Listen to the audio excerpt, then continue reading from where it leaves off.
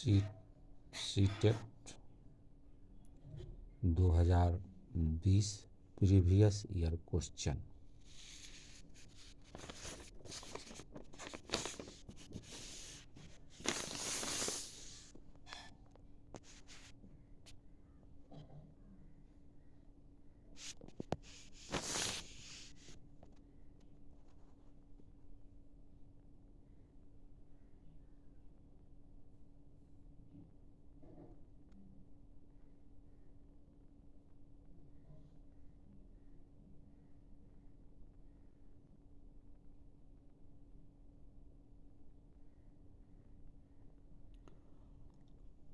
पहला क्वेश्चन है बाल्यावस्था की अवधि में विकास।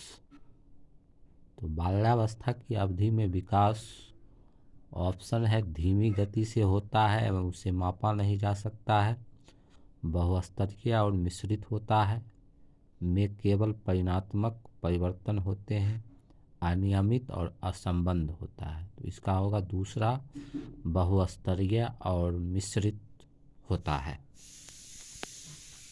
बहुस्तरीय और मिश्रित होता है। बहुस्तरीय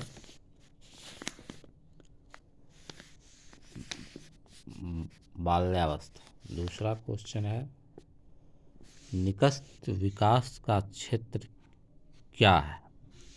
निकस्त विकास का क्षेत्र क्या है?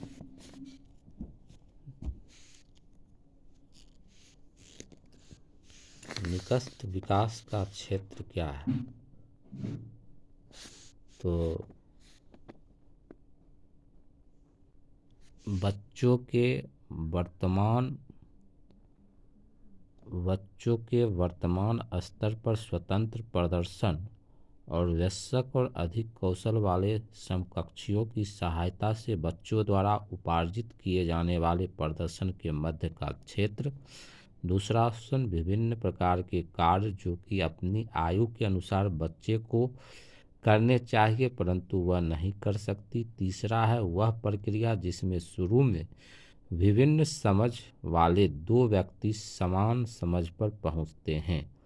चौथा है वह प्रक्रिया जिसमें बच्चे समाज के वयस्क सदस्यों द्वारा निर्धारित विधि से कार्य करते हैं। इसका निकट विकास क्षेत्र का पहला ऑप्शन होगा बच्चों के वर्तमान स्तर पर स्वतंत्र प्रदर्शन और वयस्क और अधिक कौशल वाले समकक्षियों की सहायता से बच्चों द्वारा उपार्जित किए जाने वाले प्रदर्शन के मध्य का क्षेत्र। उसके बाद है जीन पियाजे के अनुसार बच्चे अमूर्त संक्रियात्मक अवस्था में परिकल्पित निगमनात्मक तर्क और प्रतियुक्तिक चिंतन करने में समर्थ हैं, केंद्रीकरण और अनुकरणीय सोच से आबद्ध हैं, संरक्षण और वर्गीकरण और श्रेणीबद्धता करने में सक्षम नहीं हैं, प्रतीकात्मक और सांकेतिक खेलों में भाग लेना प्रारंभ करते हैं। तो इसका होगा पहला, परिकल्पित निगमनात्मक तर्क और प्रतियुक्तिक चिंतन करने में सामर्थ्य हैं। इसका पहला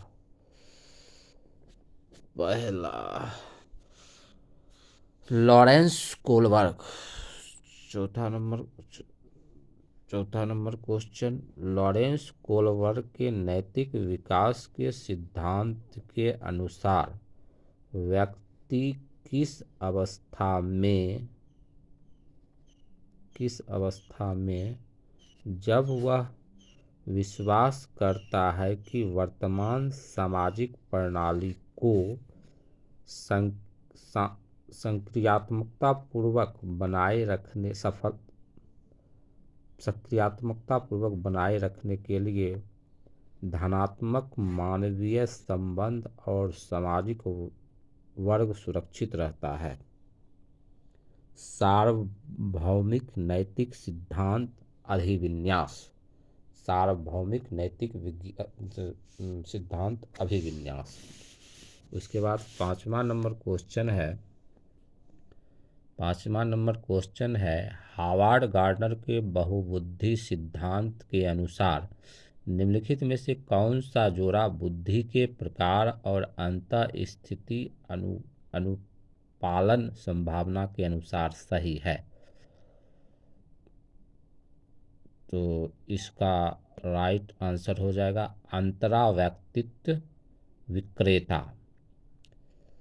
छठा नंबर क्वेश्चन है लेव वाइगोस्की के अनुसार बच्चों के संज्ञानात्मक विकास में भाषा एक महत्वपूर्ण भूमिका है। दूसरा ऑप्शन है बच्चे भाषा अधिग्रहण क्षेत्र द्वारा भाषा सीखते हैं। तीसरा ऑप्शन है बच्चों का संज्ञानात्मक विकास चरणों में होता है। चौथा ऑप्शन है स्कीमा के परिकल्पनन से बच्चों में संज्ञानात्मक विकास अग्रसर होता है। इसका पहला होगा बच्चों के संज्ञानात्मक विकास में भाषा एक महत्वपूर्ण भूमिका है। सातवां नंबर क्वेश्चन है एक प्रगतिशील कक्षा में सातवां नंबर क्वेश्चन एक प्रगतिशील कक्षा में शिक्षण अधिगमन प्रक्रिया के दौरान अधिगमनकर्ताओं की मूल्यांकन ऑप्शन बच्चों के अधिगम में सहायक नहीं है, बच्चों के अधिगम प्रक्रिया में रुकावट उत्पन्न करता है, अभिभावकों से प्रतिस्फूर्ति देने के प्रयोजन से बेहद सफल कम सफल व असफल विद्यार्थियों की पहचान में सहायक होता है। और चौथा ऑप्शन है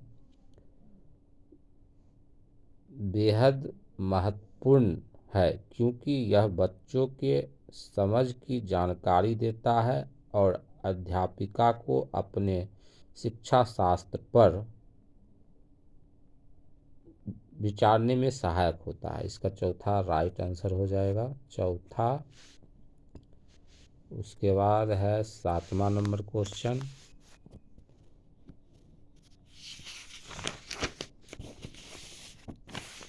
सातवां नंबर क्वेश्चन जो है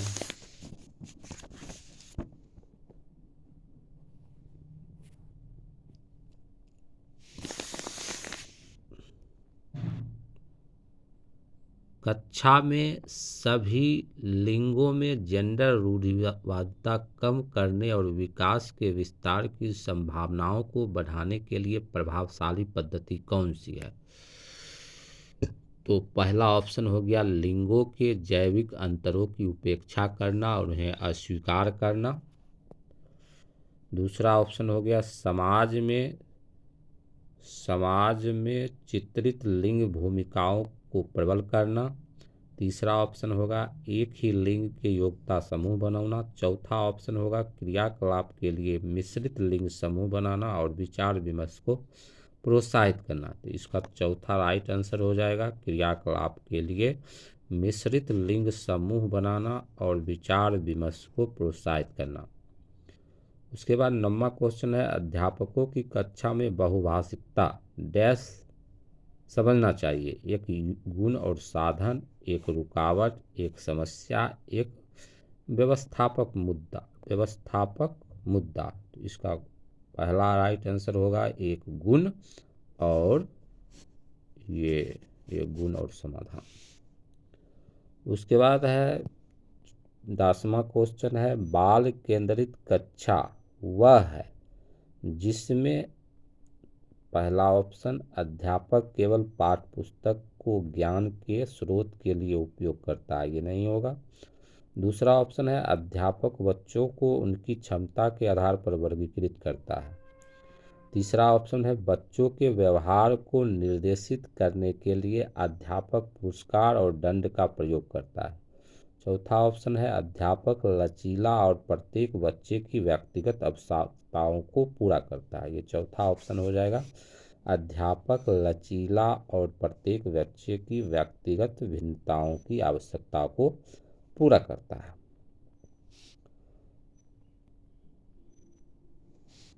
उसके बाद है 11 नंबर क्वेश्चन किस मनोवैज्ञानिक के अनुसार बच्चों के संज्ञानात्मक विकास में सांस्कृतिक उपकरण एक महत्वपूर्ण भूमिका निभाती है? पहला ऑप्शन जो है लेव वाइगोस्की, दूसरा जीन पियाजे, तीसरा अल्बर्ट बंडूरा, चौथा बीएफ स्किनर। पहला हो जाएगा लेव Vygotsky. Question number 11, question number 12,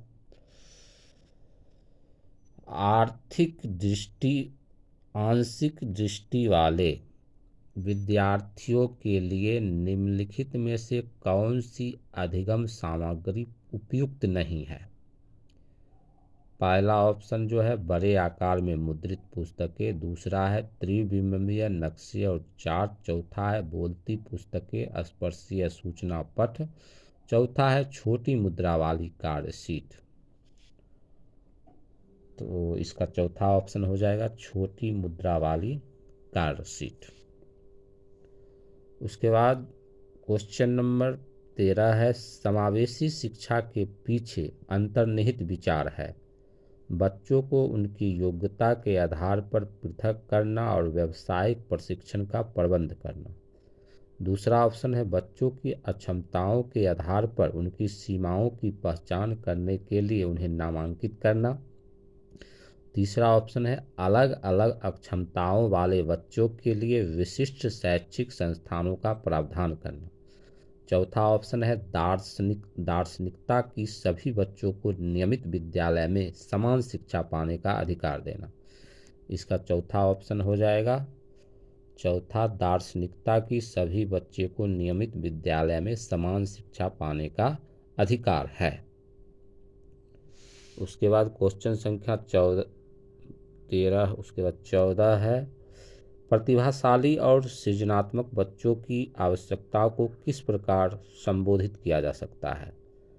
तो पहला ऑप्शन है चुनौतीपूर्ण कार्य और निरस्ता दूर करने के लिए क्रियाकलाप देकर, दूसरा है वे प्रश्न देकर जिसमें अभिमुखी चिंतन की आवश्यकता है, तीसरा है प्रश्न हल करने के लिए विशिष्ट निर्देश उपलब्ध कराकर, और चौथा है रटने पर आधारित परीक्षा देकर। तो राष्ट्रीय शिक्षा नीति 2020 कभी भी बच्चों के रटने पर आधारित परीक्षा का समर्थन नहीं करता है। बच्चे वे प्रश्न देकर जिनमें अभिमुखी चिंतन की आवश्यकता होगी। इसका राइट आंसर जो हो जाएगा दूसरा हो जाएगा। उसके बाद जो है पठन वैकल्प बच्चों की पहचान किस प्रकार की जा सकती है। उन्हें सामाजिक और सांस्कृतिक संदर्भ को जानकर, पूर्ण शारीरिक स्वास्थ्य परीक्षण द्वारा, तीसरा उनके पढ़ने और लिखने की कौशलता के विश्लेषण से, और चौथा जो हो जाएगा उनकी जटिल और उच्च स्तरीय समस्याओं को हल करने की क्षमता का आकलन करके। तो इसका राइट आंसर जो हो जाएगा तीसरा हो जाएगा उनके पढ़ने और लिखने की कौशलता के विश्लेषण से। तीसरा इसका राइट आंसर हो, चौथा गलत हो जाएगा, चौथा ये गलत हो जाएगा, तीसरा राइट आंसर।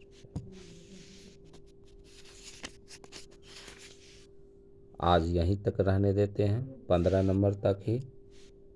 कल फिर 15 क्वेश्चन और आप लोगों को सीटेट प्रीवियस ईयर 2020 का बताएंगे।